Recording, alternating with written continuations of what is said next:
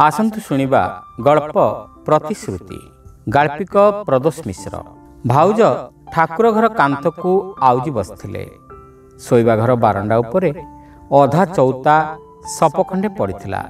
अनेक दिनर पुराणा पंखाटा जहा किछि पवन फिंगुथिला ता अपेक्षा अधिक खटखट शब्द करी विरक्तिकर परिस्थिति सृष्टि करथिला। शरत नीरव होई सप उपरे बसी रहिथिले। बोधे भावुथिले कथाटा केमिति आरंभ करिवे। केते थर तंटी पाखकू भावना मानकू नेई पुणी फेराई आणुथिले। आरंभरू उपक्रमणिका भूल होई जिबार भय तांकू नीरव कर दउथिला। भाउज केजानी कोन भावुथिले। ठाकुर घर जाली कबाटटा उपरे आउजी पड़ी कुआडकू चाहि रहिथिले। शरत मुंड टेकी देखिले। अनेक वर्ष तलर हास्य मुखर भाउजंकर मुहटा केमती मलिन देखा जाउथिला। गोरा तक तक देहटा निष्प्रभ हो जाइथिला। खूब सुंदर गोलिया मुहरे कागजर चौता भांग परी बंका टंका दाग गुड़ाक स्पष्ट बारी होई पड़ुथिले। बाल गुड़ाक भी केतेक मझिरु मझिरु पाचि जाई सेमानकर अस्तित्व प्रकाश करुथिले। भाउज कोन बुढ़ी होई गलेनी। केते बा बयस हेबो तांकर, किंतु बयस तुलना रे समय तांक पई अधिक किछि गड़ी जाइथिबा परी मन हैला। शरत भाबिले भाउज बोधे कथा आरंभ करिवेनी। किछि गोटाए भावना तांकू अनेक दूर को टाणी नेछि। वर्तमान परिस्थिति ठारू कोन बा कहिबे आ से पुराना कथा, दैनंदिन दुख, पुओ झियंक कथा, बीती जाइथिबा समय, एमती केते अदरकारी कथा तांकर सेतिर कोन जाय आसे। शरत भाबिले एथर से आरंभ करिवे। निरुकू कथा दे आस्तिले, एथर किछि समाधान करि फेरिबे। भाउजंगटी कौन अछि के जानी। किछि गोटे स्वार्थर कथा कहला बेलकू जीभ अटकी जाए, तंटी पड़ जाए, किछि कथा कही हुए ना। नीरू से कथा जानती, सेतमे आसिला बेलकू मुर्के मुर्के हसी कहले भाउजंकर चेहरा देखि सबू भूली जीवनी। कथा कहला बेले तांकर मुह को चाहिबनी। हुए तो तांकू देखि आम्मानक कथा भूली जाई पार। बहुत दिन पर जाउछ बोली सब कथा भूली जीवनी। शरत कथा देइथिले से निश्चय तांकर दाबी दृढ़ भावरे उपस्थापित करिवे। तेबे भी निरुपमांकर अविश्वास थिला। से भाबी पार नथिले आगामी घटना मानंकू। देखा जाऊ कोन होउची। शरत कहिले भाउज सेमती लोक नुहंती निरु। तांकर अंतर भितरटा खूब कोमल। से मते निजर पुओ परि स्नेह करुथिले। तमे न आसीबा पूर्वरु प्रति मासरे भल मंद चिठी खंडे न पाइले भाईनांकू पठाई देउथिले। तमे तांकू जान ना। थाऊ मु केउ दिन मना कली जे से तुमको भल पांतिनी बोली। सब भल पाइबारे स्वार्थ टिके निश्चय थाए। इमिति कि मोर आम पुओ झियंक भितरे भी केउठी सामान्य तट केउठी टिके बेसी। तांकर स्वार्थ एबे मौली गलाणी। तांकर पुओ झिय बड़ हेलेनी, परिवार बढ़िलाणी। तमको पचारे किए। नीरू खूब दृढ़ भावरे निजर जुक्ति साब्यस्त करुथिले। हेइथिबो बा बदली जिबेनी भाउज आ भितरे। नीरू कहले सुन, दरमा जहा पाउछ कुआडकू नियंट। खाली नाम बड़ा काम थोड़ा। कौन ना इनकम टैक्स ऑफिसर। उभा जेते पोता सेते। अन्य को डरेबो कौन। निज कामरे बेसी डर। दी पैसा लांच आनिबा को डर। अरे बाबा लांचटा एबे दुर्नीति भितर जाउनी। सेटा तो जीवन रो गोटे अंश होई गलानी। काहाको तो हाथ पतौन। आपे आपे जहा आसुची आसु। मो कथा तो बुझिबनी। एबे कौन करूछ कर। घरटा बनै देल जे सारिबाको संबल नाही। अधा पंतरा होई पड़िछि। केते दिन आ एमती बंचिबो। किए गोटे घर को आसिले हैरान। पछपटे दुई बखरा बढ़िनी। आगरे पोटिको काम सरिनी। घरटा टिके आखि दुर्चिया नहले समान रहिबो कोठी। मो कथा मान। गाँ घररू तम अधा भाग तमे माग। आउ जहा किछि जमीबाड़ी अछि सेथिरु भी अधा भाग आनी बिक्री कर दियो। सेई टंकारे घरटा पूरा करदबो। सेमाने जदि बिक्री करबाकू न चाहिबे तेबे आमको सेतिकी टंका देई दियंतु। घरटा पूरा तांकर होई जिवो। निरुपमांक कथा पूरा पूरी बुझी जाइथिले शरत। सत कथा से केउ गाँ को जाउछंती जे ना तांकर पिला मानकर भविष्यत केबे जिबार अछि। एते बड़ हेलेनी भल भाबरे गाँ भी देखिलेनी। बहु दिन तळे पुओ योर नेटिव विलेज विषय रचना लिखिबो बोली जिद करी गाँ को जाइथिला जे फेरिबाकू बाट मिलिलानी। जम्मा चली पारलानी सेठी। ताकू गंध लागिला सेठिकार सब किछि। निरुपमांक कथा छाड़। थरे मुह मोड़ देइछंती जे आउ जीवार ना धरंतिनी। पुलिस अफिसर झील चाल छाउणी घर भितर चलिए केमती झीर गाँटा देखिबार सौभाग्य एपर्यंत जुटिनी गाँ घर आम नाँरे थाई कौन हेब गाँर जेते संपत्ति से माने खाउछंती दुई पैसा देबार नहीं तमे सबु मुह खोली कहब शरत शपथ करी आसीथिले निश्चय किछि गोटे व्यवस्था करिवे किंतु सकाळ गड़ी गड़ी 4टा बाजिलाणी किछि कहूनाहांती काहेकि केतेबेले कहिबे सकाळू बस रो ओह्लाई चल चली आसथिले बड़ हालिया हो जाइथिले पिलादिनर अभ्यास आउ नथिला गाँ पाख हेला बेलकू केमती एक उदासिया भाव तांकु माड़ी बसिला धीरे धीरे जेते गाँ पाख हो आसुला सब भावना कटि जाई एक उत्तेजना आग्रह तांकर मन को आभुरी बसिला मन हैला अनेक दिन हेब से खोजुथिबा शांति टिकक पाई जाउछंती बड़ पोखरी तुठरू सेमती तांको गाँ को नाली रास्ताटाए लंबी जाइछि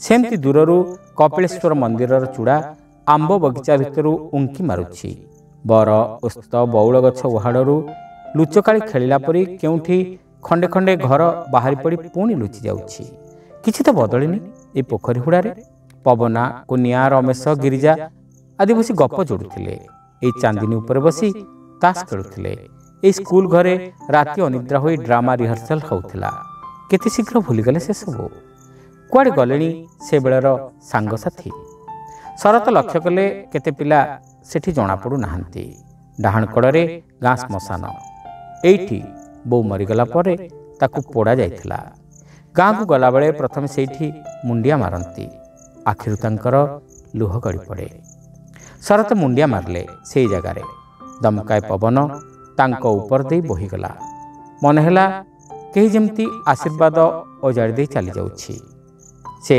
तरतर होई आगु को बढ़िले गाँ घर दांड पिंडारे भाईना बसथिले चक्का पकई पाखरे गाँर केते सब बुढ़ा बुढ़ा लोक भाईना भी केते बुढ़ा जना पड़ुथिले चाकरी अवसर नेला परे खूब शीघ्र वार्धक्य तांको माड़ी बसछि से कणई करी तांको आड़ू चाहिए चश्मा टिके ऊपर को टेकिनी रेखी देखी कहले किए सरक रे तापरे उठी पड़ू पड़ू चित्कार कर डाक छाड़िले आहे आम सर आछि देखिल अरे मनु ककेर बैगटा धरत एते बाट चल चली आसिलु खबरटा पठैथिले लोकटाए पठै देई न थांती अरे मनु आसिलु ना नहीं भाउज धाई आसिले भाईनांकर पाद धूली नेउ नेउ अटकी गले शरत कस्ता साड़ी पिंधि एक औजल्य मूर्ति साक्षाते लक्ष्मी रूपरे तांको आगरे ठिया होइछंती जेमती शरत चाहि रहिले वर्तमान रूप भितरे अनेक वर्ष तलर सेई काल्पनिक छवि को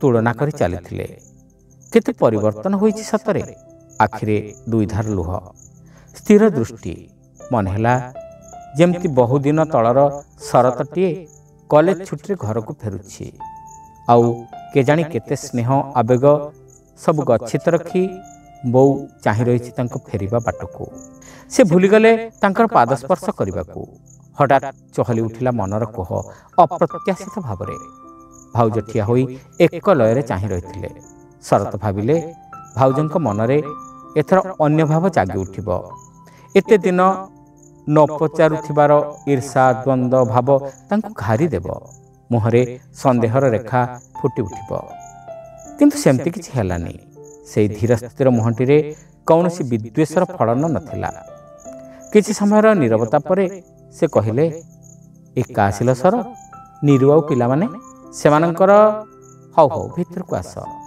भाउजंकर सेई दुई पद कथा भितरे से जे सब कथा बुझी जाइछंती तार प्रतिफलन जानि पारले शरत एई धारावाहिक जीवनचर्या भितरे तांकर निस्वता प्रतिपादन करबाकू आउ किछि बाकी नथिला मने हेला तांको परि बाध्य दोषी मानंक पई भाउज मानंकर एमती पदे कथा ही यथेष्ट शरत मुंड नुआइले सकाळ सारा कटिगला एणु तेणु गप घरबाड़ी देखा पखाळ भात बड़ी भजा साग खरड़ा भितरे बड़ खुड़ी आचार धरिकी आसी पहुँची गले कन्हई मामू बुला ककेई मूसा बापा देठे भी आसिले भल मंद पचारे से जमती शाशु घरु प्रथम होई फेरिथिबा ए गाँर झीओटीए समस्तंकर अलिअल बहुत भल लागिला सेमानकर अकपट स्नेह केमती छाड़ी करथिले एते गुडे ममता को एक वृथा बड़ लोकीर प्रहसन भितरे कौन मिलुथिला तांको नीरु जदि थरे आसी देखन्ते समस्ते नीरु आउ पिलामानकर कथा पचारले एथर किंतु से नुहे भाउज उत्तर देले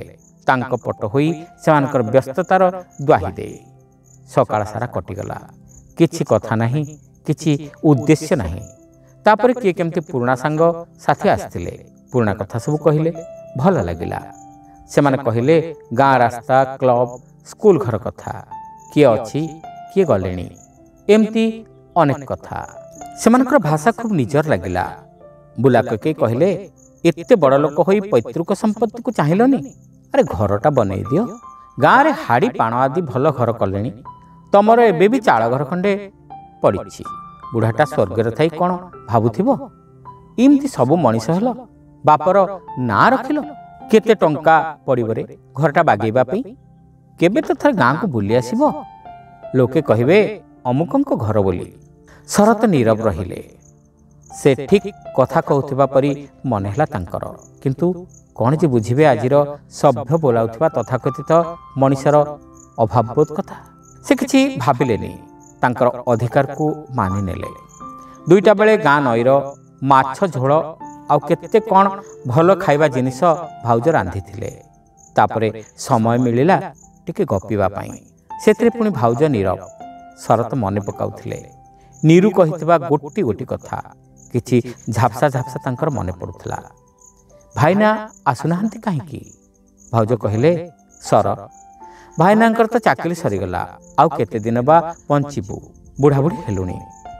से किंतु ऊपर को चाहिथिले जेउठी घरर आटू पाखरु फाळे माटी पड़ी आंकर चाहिथिला। ए वर्ष वर्षा पवन रे सब उड़ीगला। भाईनांक मास्टर चाकरी रे केते बा पेंशन जमीबाड़ी तो बापा अधिकांश बिक्री कर देथिले।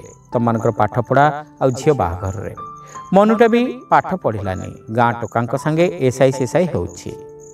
शरत देखिले चारिआडे अभावर छाप घरे चूनर प्रलेप नाही सिमेंट रु खंडे खंडे छाड़ी विकृत देखा जाउछि।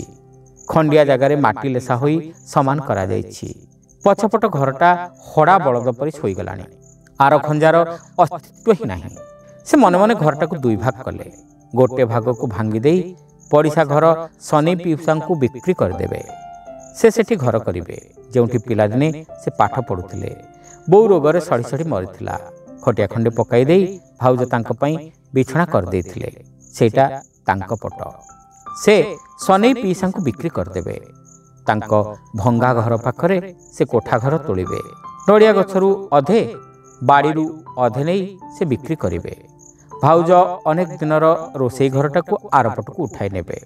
पिलादिने निजे खेलुथिबा नानी मानक संगे अली अजट करी मारपिट करुथिबा बाड़ी घरटारे सनी पिसांकर नाती माने डिया मारिबे। शरत अन्यमनस्क थिले। भाउज कहिले ए वर्ष किछि टंका जोगाड़ करी भाईना काठ मगेबे पछपट घरटा टाइल कर दे बोली कहउथिले। तमे आर्थर नीरुकु नै आसीबो तो रहिबारे असुविधा हेबनी। शरत भाउजंकर मुह को चाहिए सेमती से तिर्जक भावरे केवाड़े चाहिछंती। सेई स्नेह मिश्रित धीरस्थिर कथारे मन किणी नेउछंती। हाँ तम कथा किछि कहिलनि जे पिला माने भलरे अछंती तो रुना रुनी को अनेक दिनरु देखिनी कोन करिबी जे ए घर ए ठाकुर को छाड़ी कुआडे जाई पारुछि कि नीरू को कहबो रागिबनी पिला मानकू मोर आशीर्वाद दबो तमे आज रहिबनी निहाती जरूरी काम अछि ना कोन। भाईना कहउथिले पिलाटा सहरर भेजाल जिनस गुडा को खाउछि तापई किछि भल जिनस कर जाइछंती बाजार को। शरत कहिले मु तो रहि परिबिन भाउज टूर रे आछि बहाना देखि गाँ को आसिली। एते बड़ मिछ कथाटा कहि शरत चमकी पड़िले। नीरू को कहि आछंती परदिन पहुँचिबे एठू कटक जाई ससुर घरे मुह मारिकी जिबे। हौ तम इच्छा इमती केबे केबे भाउज को देखिबा को आसुथिबो। शरत छेप ढोकिले। एथर से आरंभ करिवे तांको कथाटा भाईना आसीबा पूर्वरु तांको कहिदेबे। मु कोन कहउतिली कि भाउज हाँ तम आचार कथा तो ए वर्ष करि परलेनी किछि बड़ी रखी देछि नड़िया 7-8टा गला बेलकु ब्यागर नै जिवो। तम पाखकु तो किछि पठाइबार सुविधा नाही कोन करिवि जे से सब कोन दरकार मु कोन कहउतिली कि कहून। शरत पुणी थरे छेप ढोकिले। तंटी पाखे केउठु गच्छित थिबा कथा गुड़ाक जमा होइगला केउठी ଅଟକିଥିବା ପର୍ଦାଟା ବି ଖୋଲିଗଲା। ଏ ଘରଟା ଭାଙ୍ଗି ପଡ଼ିଛି ତ? ହଁ ହଁ, ମୁଁ ଟଙ୍କା ଦେଇଯାଉଛି, ଭାଇନାଙ୍କୁ କୁହ ତିଆରି କରିଦେବେ। ଆଗ ଘରଟା ବି ଟାଇଲ୍ କରିଦିଅ। ଗାଁ ଲୋକେ ଇଆଡ଼େ ସିଆଡ଼େ କହୁଛନ୍ତି ଭଲ ଲାଗୁନି। ଆମେ ବାହାରେ ରହିଲୁ ବୋଲି କ'ଣ ଭିଟାମାଟିକୁ ଭୁଲିଯିବୁ? ପିଲାମାନେ କହୁଛନ୍ତି ଆସିବେ ବୋଲି। ଏଇ ରଖ 10,000, ଆଉ ଦରକାର ହେଲେ ଲେଖିବ। ଭାଉଜ ଏତେ ବଡ଼ ଆଖି କରି ଚାହିଁ ରହିଲେ। ରଖ ଭାଉଜ।